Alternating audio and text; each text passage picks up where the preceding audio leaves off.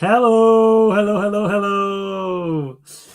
Welcome everyone to another time to talk, our fortnightly meetings or encounters or dates to talk about mediumship.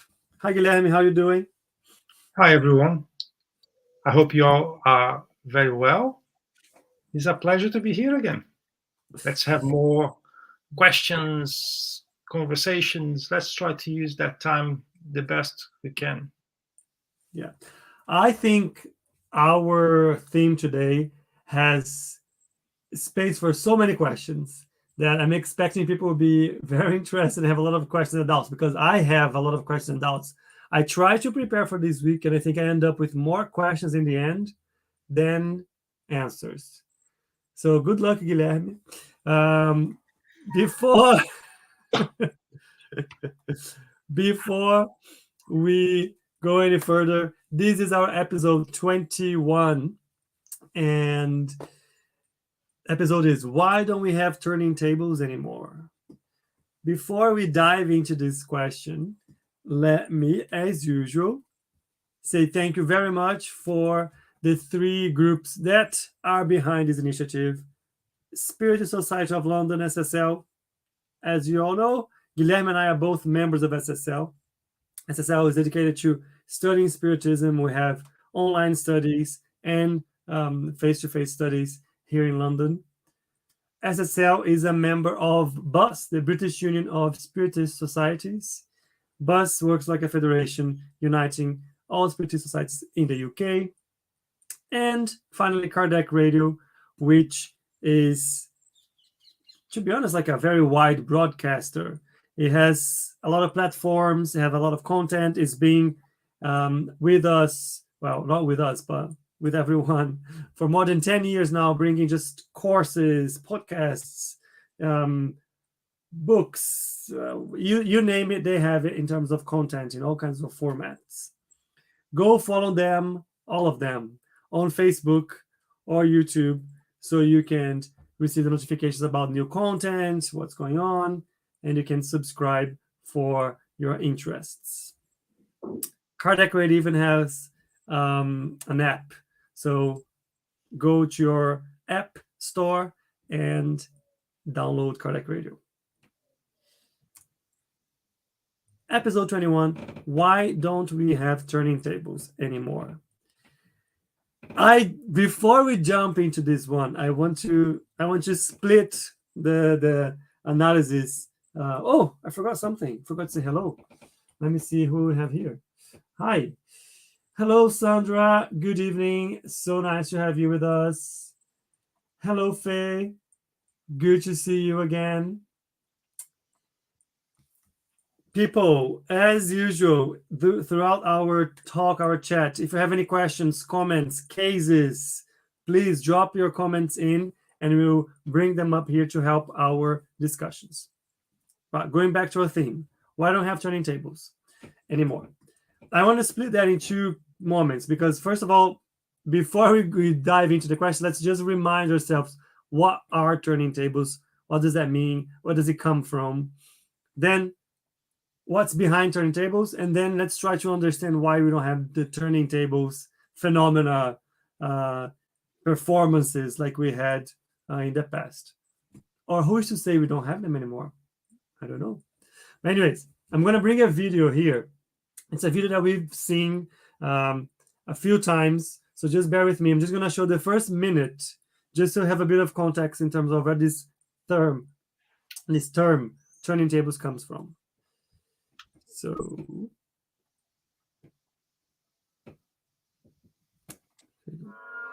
by 1850, in the United States and Europe, the phenomenon of table turning had become very popular, crowding concert halls with hundreds of spectators who wanted to see such freely flying objects up close. It was also common in private gatherings within family homes. Hippolyte Léon Denisard Rivail, a renowned French educator, initially did not pay attention to such events, Rivai considered them to be possible outcomes of some unconsciously generated physical phenomenon by the participants themselves, thus being irrelevant. But after hearing from a friend who considered himself a serious person that the objects answered questions, he became interested because he saw in this detail something worthy of research. Right, I'm going to stop here. Guilherme, I want to ask you. So we saw what turntable was back in the 1800s, mid 1800s. But what in the end was behind the turntables? What kind of effects? I mean, we've talked about mediumship and we've studied a lot about that. But how did the turntables work? It's my question. I don't know. Oh, great. Let's ask them. Let's ask people in the chat. No. Initially, Kardec, as we saw in the video, thought there was nothing serious behind that, right? And we had some theories at the time. There was electricity, magnetism, lots of theories at the time. And only after he started to analyze the content of the message received through a table, that he was like, yeah, there's something intelligent behind that phenomena. He could not explain in the beginning, but only after he devoted to search, to identify what was the intelligent cause behind the phenomena, that he started to say, yes, there are a lot of things to ask, a lot of things to evaluate. And he found that must be something intelligent behind that phenomena. Otherwise, how can a table answer one question? So to make the long answer shorter, behind the phenomena, we had the spirits. We had the spirits trying to pass messages by a means available at the time. Okay. My question from that is how did the spirits made the objects move or rasp or knock or make noise? How? First, we need to read the Spiritist book and the Medium's book.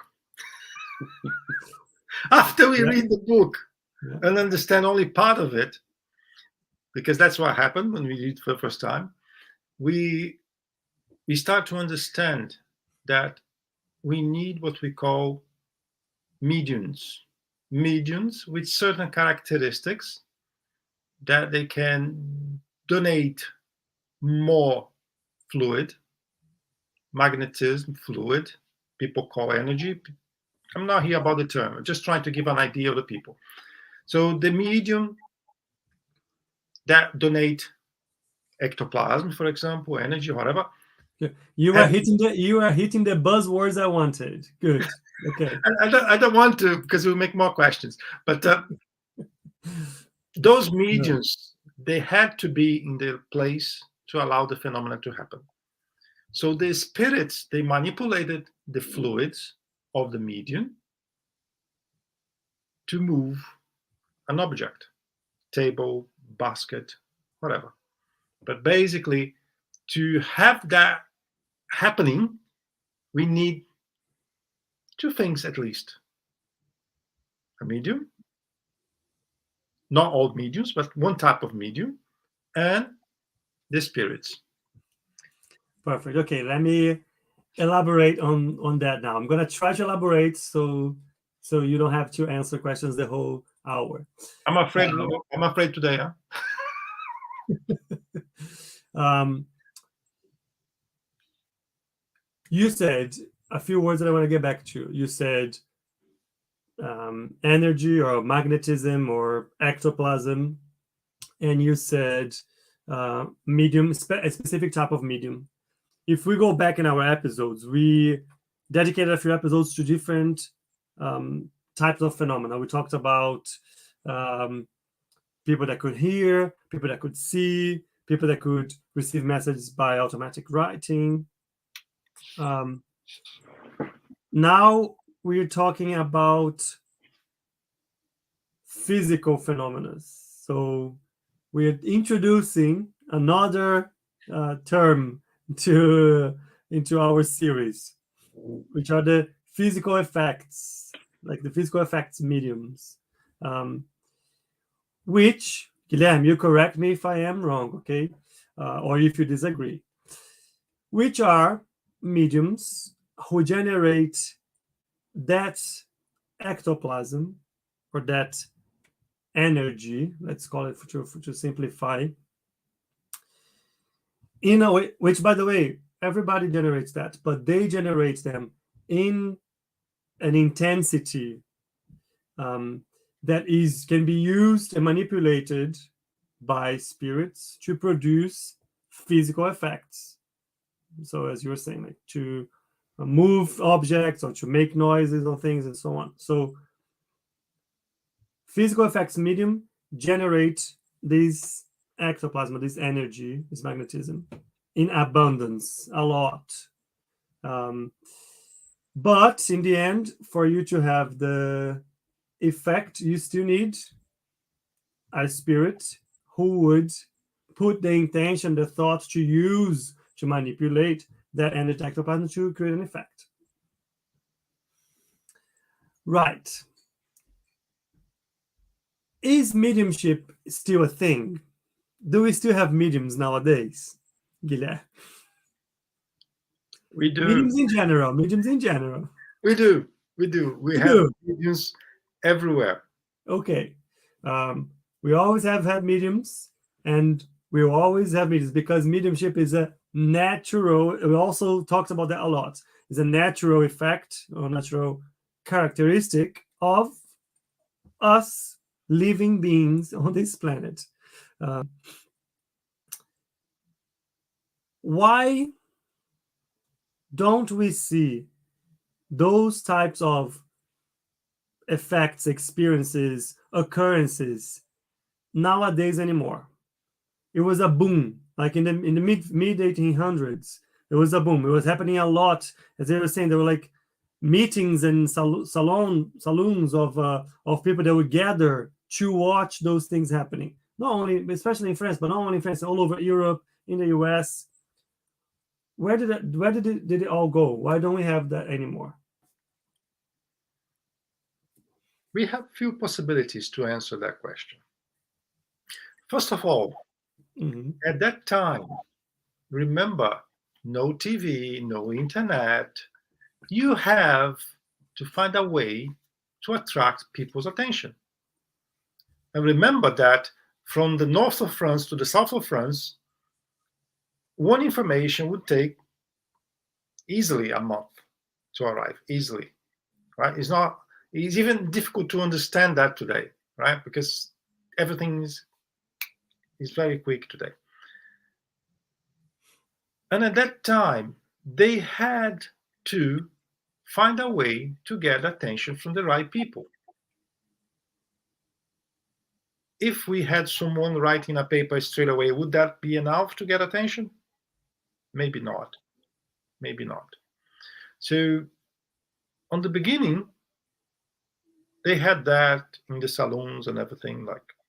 But after a period of time, they start to have mediums psychographing messages instead of having the tables telling you everything, right?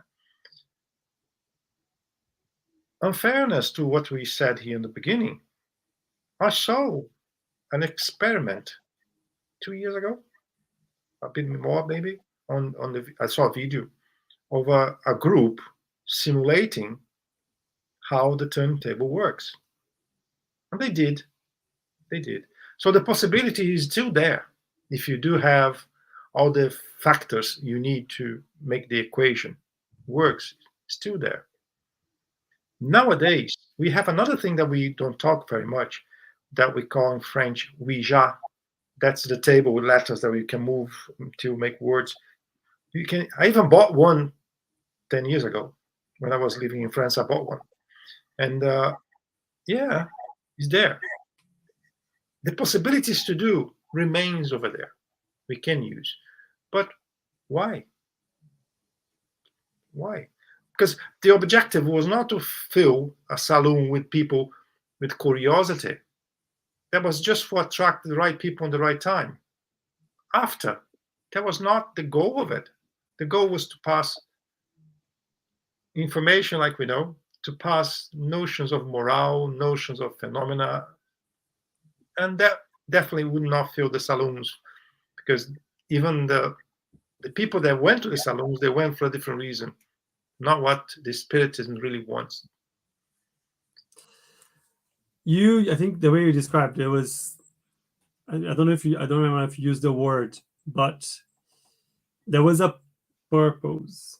So if you think about that was the moment where the spirits were trying to get our attention, to start a reflection about life after death and so on, and to bring to us knowledge, new knowledge that we were finally in a stage to receive from them as a planet, like as humankind. So there was a purpose, as you said, there was a purpose to call the attention to a specific phenomena. So based on that initial curiosity, to develop an investigation, to ask questions and so on, so establish the context, to receive the content so we could share. So purpose is a good way of in understanding that it serves the purpose. Nowadays, we have more sophisticated ways to communicate with spirits. And more important, we know now that more important than the phenomenon itself is why, is the message, is how to apply, what's the applicability of what we receive from them. So the purpose is not there anymore. There's enough spread in terms of knowledge, teachings, and so on, and explanations, to not need that anymore, because the phenomenon on its own, it's just a performance, just an entertainment, especially a physical phenomenon that doesn't bring content behind. More importantly, would be the ones that bring us content that makes us think and change and reflect and so on. So I think that's a very important point, the purpose of that moment. We have to remember that in our history, we had several milestones and several icons that came to Earth to get attention. Moses, Jesus, many others after. Different intensity, different level, whatever. But we had different milestones, we had different icons. And all of them had a purpose. Some had a minor purpose, some huge purpose, but they all had something to fulfill, right? Another thing that we need to think is, when was the last time you wrote a letter and sent by mail to someone, Rafael? Can't even remember. Yes. Why? Because nowadays there's no need anymore. I'll just drop them a message on my mobile or an email. Exactly. So in the future, we will not need to send a message via mobile.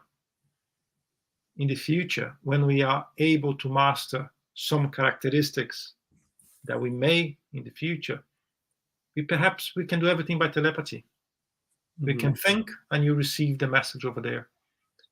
Who knows? I'm just wondering here, but it's a possibility. So then you will not use your mobile anymore. And things will evolve. Things are constantly changing. So I think that will give a nice picture to people to understand.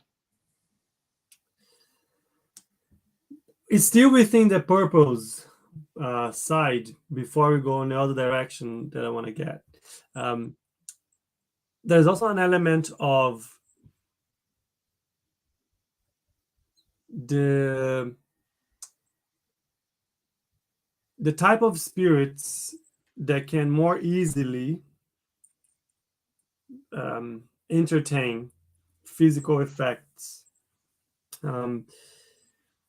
From my understanding, to manipulate ectoplasm to generate something physical, there's a lot of affinity that the spirit needs to show with matter, with dense matter.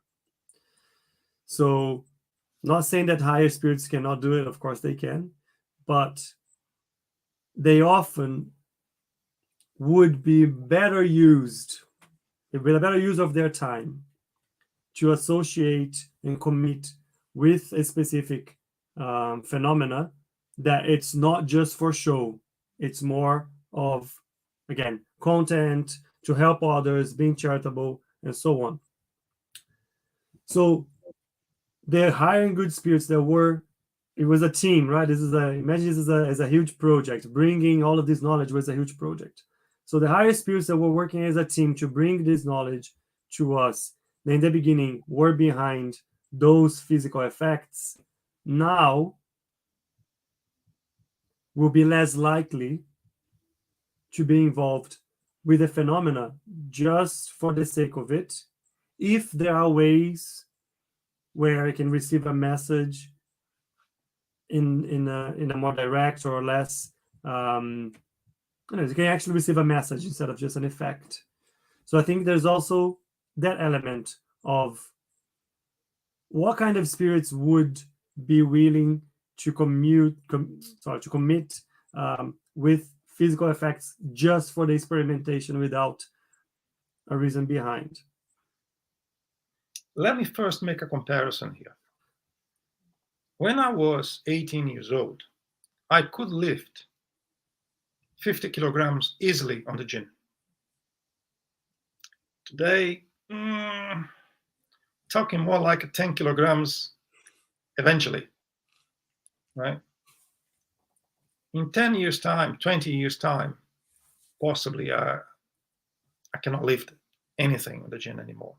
But I will be able to use, I'll be able to use my mind. I'll be able to use the experience I had. Then I'll tell my son, can you lift it up to me? Because he will be more capable to do it because of his characteristics. So when we're talking about certain types of spirits able to do this, it's not because they are more elevated or not elevated. But we have to remember that to interact with the matter, you need to be closer to the matter to be able to interact. And those spirits use something that we call ectoplasm, because without ectoplasm, they could not interact on the matter either. Because to interact in the matter in our stage on Earth, like, they need to have the fluids equivalent to be able to manipulate the matter. On the spiritual world is different. They would not have that problem. But here they would, because they are in the different states of matter, right? I don't like pretty much to throw that word ectoplasm, because people will think we are like a Ghostbusters or something like that. But this is the technical name given by Richer, ectoplasm. He was not the first one to use, but he was the one who make it more useful to the spiritism. And it is generated inside the cells, more specifically on the mitochondria. There are a team working on that to try to get more information, to try to validate that theory at least. But that's what we know today. So potentially, we all have that. As you rightly said, those mediums with effect, they being, how can I say that? They're being exposed to certain type of preparation, and they can generate more fluids. And this fluid is used to the manipulation by the spirits. to point out that as well. So the generation of this type of energy, as you said, it's a. Remember when we talk about perispirit? We talk about perispirit a lot as well in the previous episodes, and the generation of ectoplasm is pretty much associated to our metabolism, as you said, Guilherme. Within the cell, there's a generation that everybody generates it. But I asked you a question. So if we go to the other side, which is I asked you a question before, which was, do we still have mediums? Yes, and we answered already one of the questions, which is why we wouldn't see as much physical effects, because there's no need anymore, because the message, the knowledge, the understanding, the intelligent effects, which are more important than the physical effects in this moment. Yes. The mediums with this particular characteristics, they do exist today. Yeah, no, but that's exactly what I want to get. Okay, go ahead. But they use that characteristics with different activities. Exactly. Good. That's what I want to get. Okay. No, go ahead. So where are the physical effects mediums? When we talk a lot about people going to the Spiritist Center, asking for healing, passes, whatever you want to call, most of them are mediums donate that fluid, donating that energy. And you can find them over there.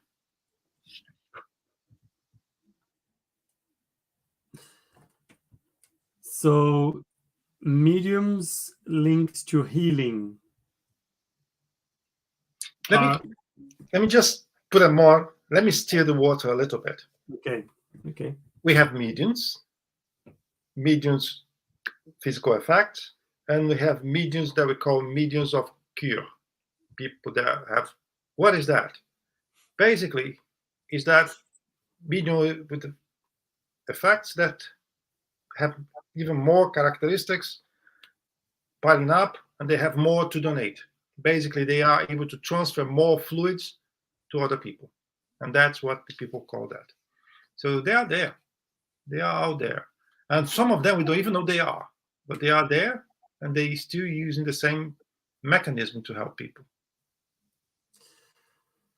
Healing mediums or curing mediums. I think this throughout history and in a lot of places, there's always a kind of figure. Oh yeah, I know somebody who has some healing powers. So if you go there and you're going through something, you have pain, you have an issue, you can go there, take your child there, and they will be able to, just by touching or whatever, they will heal them and so on. And how, if this characteristic is associated to that generation of energy from a medium perspective, is it the medium that is curing the person, or how does that work then in terms of the connection with the spirit? We need to be very, very clear about that. When the process of changing someone's status of mind or even physical condition happens, is not down to the medium. It happens from there. The medium sometimes is a facilitator to make it happen. He contributes with the process, but the medium himself is not able to do anything. Likewise, the medium himself will not make the table turn, because the medium will not be able to direct the fluid and manipulate the fluid to make it happen. You need to have something else, or even better, someone else, the spirits, to be able to do it. So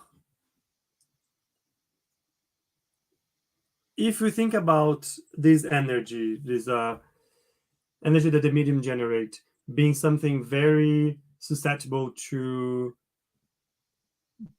thought and intention that can be manipulated and used by the spirits to heal somebody or cure someone, why wouldn't a person or the medium himself or herself be able to, with their intuition and not intuition, with their thoughts and so on, be able to operate the same kind of healing? You're in a corner. If I understood well the questions, to Why heal, would a medium need this spirit to operate a healing? because he very unlikely will know how to operate everything from the other side. He may have the will, he may have the fluid, but does he know how to operate? I don't think so. I don't think so. That's the difference. That's why we have a different, what we call magnetizers, and we have what we call healers in the Spiritism. What's the difference? The magnetizer use only his fluid. Of course, sometimes when he was donating his fluid by himself, there's a spirit behind also helping to make things to the person, to the target, to the subject. On the healing side, what you do, you also donate your energy, but you know that you are donating, and there is someone with the ability and knowledge to guide and to use their fluid accordingly to what the person needs. So on the end of the day, they're pretty close. The only thing that's different is that we understand that we don't do anything. What if there's someone doing it, is the spirit, and with the higher approval to make it to happen. Okay. This, I cannot keep myself from going back to a few episodes ago when we were talking about the importance of the medium, the preparation of the medium, the study, the commitment to be a better person from a moral perspective. Because why smiling? Something came to my mind. I'll tell you later. Okay. Because I think, as you said, and when I read about that and about that interaction, as you said, in the end, it's not that a medium wouldn't be able to do it, but a medium doesn't understand, doesn't know enough, and the medium might lack in terms of vibration, the power, enough power coming from knowledge and progress to put that energy to operate the change that it needs in the physical body of whoever is receiving the healing. So just so we tie some loose ends together. The same. Let's just try together. The same medium, in very simple terms, the same medium that generated energy that was used for physical effects to move a table can now donate that energy to be manipulated by spirits who are more prepared and studied and know how things work in the body, in the mind, in the spirit and perispirit, to operate healing in a person. Is a possibility. It is a possibility. And at least on our current...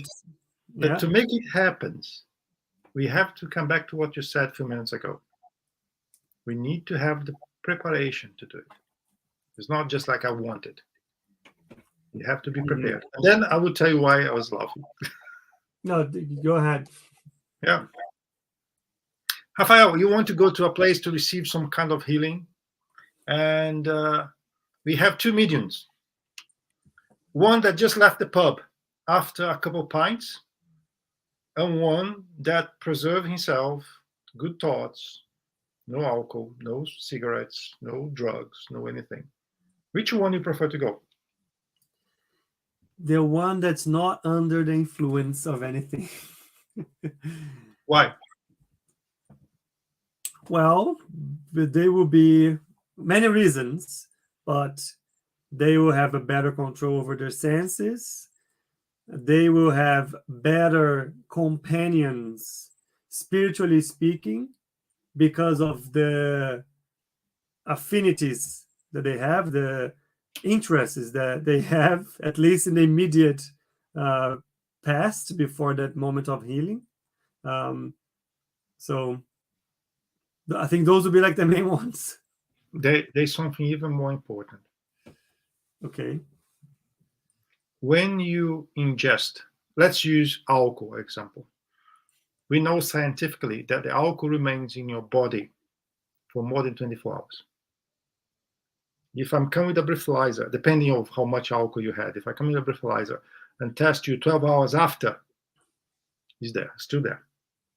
If I make a blood exam, if I take a blood sample and take to the lab after 24 hours, it's still there. I know because we do that with the companies we work, right? We do that when people go offshore or people have to do some particular type of work. So will anyone go against that? This is science. So it's there. So you have to remember, when you practice a healing, you are donating your fluids. So when you transfer your fluid, you're transferring the fluid with what you have ingested, with what you are. Part of you is transferred, if I can say like that. So if I had alcohol a day before, for example, I'm giving a little bit of alcohol to the person in front of me. And if I do have a child in front of me, I'm transferring to the child a little bit what I have. So that's why. And then I come to with a question for you. We're going to the Spiritist Center. Now I'm turning the table. See, I'm asking questions to you now. I'm going to the Spiritist Center. And then I want to have a healing with that particular person on the corner. And the person that coordinating that thing, no, don't need to be with him.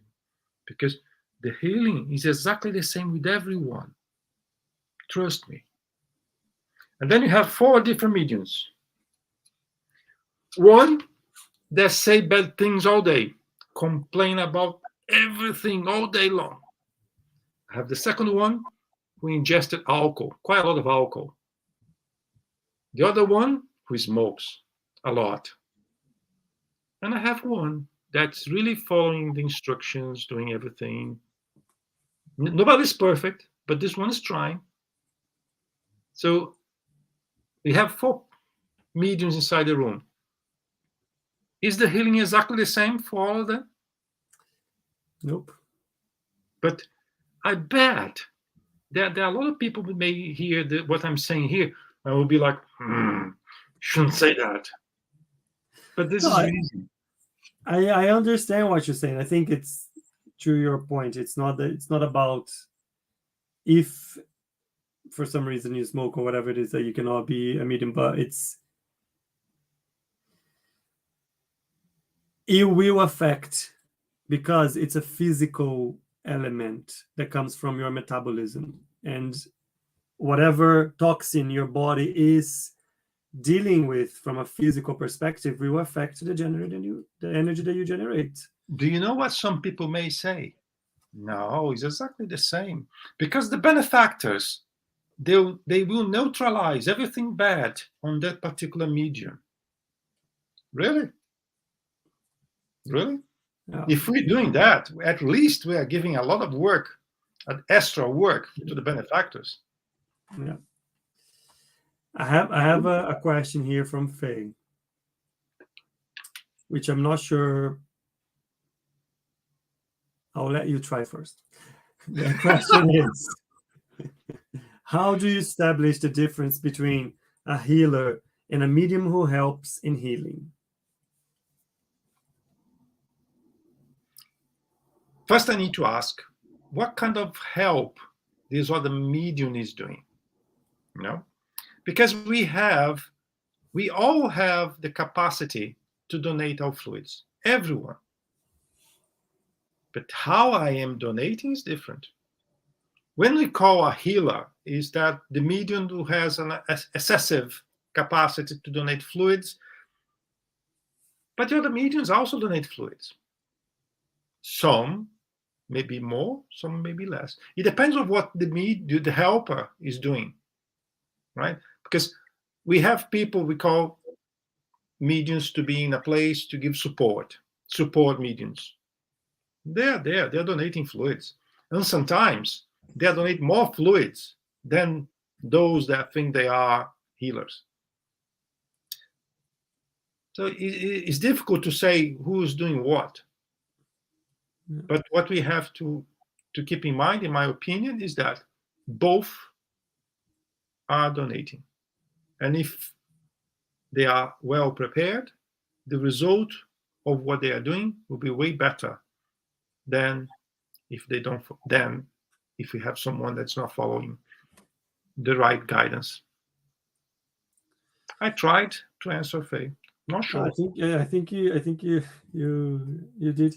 They made me think about something else, and a separation also between like healing sessions, like general healing sessions, where we have a lot of mediums that just help with like a generic healing session, and a session for cure, which is a bit more specific for somebody. Healing in the sense of people that need kind of a cleanse of their energy, to be re-energized, or get a balance in their centers of force and so on. Oops, sorry. Centers of force and so on. And a curing session for somebody who is going through a specific physical illness or mental illness or whatever it is that they are going for, a specific treatment, spiritual treatment. And from my understanding, which I must say is a bit limited, when we're talking about all of us generate that energy to a certain level, but what we're trying to separate is people that generate this at a normal level and people to generate that in such abundance, in such a level that can be used to affect physical changes into physical matter. The first group, which is most of us, with the right understanding, study, preparation, can participate in these general healing sessions. So anyone with the right understanding, study, preparation can help in that general healing session, which is more of a cleansiness and harmonization of the energy in your body. That's anyone, or most people. There is one thing, Rafael, that we need to be very clear. We don't cure anyone, right? When we have a reservoir on the left, another one on the right, if this reservoir here has more fluid, if you put a pipe between both, this one that has more fluid will transfer fluid to the one that's empty. Basically, when we talk about healing, we donate fluids kind of to give a restart, a reset of the person that has some difficulties at the time. But we don't cure the person. Only God and the person himself can find a cure. Mediums are just facilitators or mediators, if you like. But the cure is with the person himself, not with the. There is no magic power with medium A, B, or C to make it. It may help, but there's a lot of other factors that need to be taken into account to have a change, and with the proper approval from very high they're going to happen either. I want you to hold that thought, because there's a few cases and examples, and of course, I'm going to bring Jesus as an example, so we can talk about that. But I think there's also this distinction that I think it can come from this conversation. Like, most people can be involved in like these general healing sessions, but to be a medium that helps with cure, then is a specific type of extensive mediumship, like seeing, hearing, receiving messages, and so on. But Guilherme touched a point which is super important. Face, by the way, is face saying thank you for the image of the reservoir. She says it's great. Which is, when we talk about cure, no one who is receiving that cure or the treatment or whatever it is, the intervention, is just passive. Guilherme was talking about, so there's a lot of items that go around that, and that needs to come together for somebody to be cured from specific illness or situation. And the example I want to bring is the ultimate medium that we have every time, which is Jesus, right? Jesus cured many, many people. But in every single example of them, every single story that we have about that, about those so-called miracles, which now we understand were just probably mediumistic interventions. The faith, and Jesus says that very clearly, it was their faith who cured them. So, yes, of course, there was a lot of energy being generated by Jesus. There was a group of spirits behind him, helping, supporting, and so on. But the faith, the understanding, the believing in that possibility, in that energy, in that so-called power, I'm going to put in brackets, it was key. Without that, no miracle would have been concluded. I also have another belief on top of that. When Jesus went to Siloam pool, he chose one to be cured. They had quite a lot of people there, but he chose one. Perhaps the other ones could not be cured because lack of faith, lack of possibilities, merits, and a few other things. So we need to think that it's not because I want to be cured that I will be cured. But I saw cases that people that were told by doctors that they could not survive for another 6 months and they're still there. So it's case by case, merit. And we also have to think about a word that's used more and more, karma. Perhaps your karma was true. That's it. You fulfilled what you had to fulfill. So now you can change. But perhaps I still need to learn through pain, through disease, through sufferings, whatever, another few years before something happens. So it's case by case. I would not elaborate a theory that this works like that. What may work for me may not work for you. Vice versa, you know. I want to get back to a term you used, which is the magnetizers or magnetism. And I want to ask, what are magnetizers? By the way, Kardec was a magnetizer. How? What's that? Yeah. He was studying magnetism during his time as well. let's make, before you go into magnetism type of thing, guys. Here in UK, I'm not sure, but in France I saw, some places I saw as well. Hake. Yeah. You can pay to go to a session with a Hake therapist. What is he doing? It's magnetism. It's healing. He's calling Hake, but he's donating his fluid. He's moving energy when he does his manipulation. It's exactly the same as what a magnetizer does. But if you say I'm going to a magnetizer, people may look to you, well, do you really believe that thing, No, I'm going to have a Hake session. So that's pretty nice. Yeah, it's trendy, But the mechanism is pretty much the same.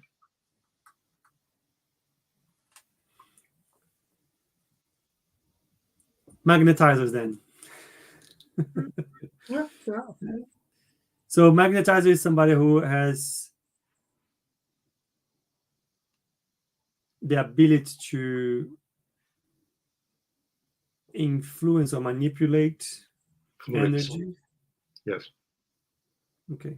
Not only from human beings, but from animals, minerals, vegetables. And there was a moment in time where science, mainly Sorbonne, they accept that as a science. And then Mesmer was one of them. He started to have people against him because how can I treat someone without drugs? How can I treat someone without a few other things? And then the academy started to ban this thing from the academy. That was Sorbonne at the time. Marco just mentioned something, I'm not sure I followed, is that the Spiritism philosophy by Kardec about magnetism, but who was open the way for that? It was Mr. Mesmer that opposed Mr. Kardec. I'm not sure. I don't remember if both they were on Earth incarnated at the same time to start with. I'm not saying he was or wasn't, but I don't think they were, right? And same for the Hahnemann. But one completes another.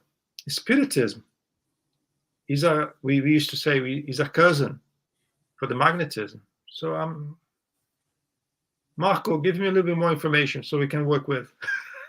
Help me out here. So the study of that ability of influencing fluids and how that would impact animals or other people, so that it was called magnetism. It's still called magnetism. Yeah. We have to remember that we have energy. We have meridians through our physical body where our energy flows through them. With magnetism, he's able to make the fluid circulate better for some areas. Some areas that you're lacking, you will start to receive more fluids. Some areas that you have a surplus that also create diseases, you start to dissipate those surplus into other areas. But to talk about magnetism, we have to read a lot, because it's not just doing by mind. There's directions you need to move your hands. There are things I don't even know myself, right? So there are things you need to do to make it work properly. It's not just like, I want to do it. No, you need to prepare, you need to study, you need to understand how it works. But for example, Mesmer, he did an example with a tin of wood with copper, water, and he put some scissor ropes tied to a tree to collect the energy from the tree to magnetize the water, and then the water would treat people, right? So there's a lot of ways to do things, but I have to refresh my mind to be able to speak that in more depth. I don't remember from the top of my head. That's fine. I think for today there was more of I think we kind of got out of the path. But Parker just said opposed because Mr. Mesmer was a materialist, but Kardec took many information of Mr. Mesmer for his studies. But anyways, I want to, because my magnetism, I think it's a different topic, and we are getting towards the end. It's more of a wrap up in terms of where are the turning tables that we don't see as much anymore. And I think in the end, I think that's the main thing, right, to reflect on. Mediums that have the ability to allow for physical effects still exist. But nowadays, the need, the better use, not the need, but the better use of those abilities is put towards other items. For instance, cure, healing, and so on. Purpose. There's less need nowadays. We receive the messages. We understand through the messages how those things work. We have, through ways of receiving the messages, an easier way to receive information, communicate, and so on. So there's less of a need, less of a purpose. Somebody might say, yeah, but nobody knows about Spiritism. There's a whole world to convince about Spiritism, which is an interesting question. But Spiritism, somebody will never be convinced based on just a physical effect. It needs to come from the reflection. It needs to be a rationalization. Of course, your experience will help. It might be what will trigger you to think about something, you search for something. But if somebody is not interested in studying, understanding, reflecting, it won't see a physical effect and be convinced. It's not. That's not the way the spirits would be committed or willing to use their time and using a medium of physical effects who could be curing people to try to convince skepticals that are not really interested in reflecting, investigating, studying. It doesn't sound very humble in the way I put it, but I think it's a fair way of saying it. So that is why we don't see as many turning tables anymore as a thing, because we evolved to make a better use of those resources, let's say. We don't see turntables a lot, or at least I never saw myself face to face, to be honest. But we still have meetings for materializations, and you need those type of mediums to make it happen, right? So we still have. We don't find on every corner either, but we still have. Yeah.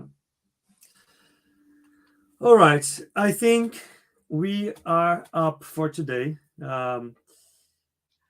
Interesting, but I might have more questions that I want to bring afterwards. And please, people, if you have cases or questions or comments about this, put them in or send us them afterwards in a form so we can bring them in the next episodes. Before we close our usual announcements, I'm just saying we have an open study for the book Austral City or Nosso Lar. It's every 2 weeks as well. So the weeks that we have time to talk, you don't have the Nosso Lar studies. When the weeks you don't have time to talk, you have Nosso Lar studies.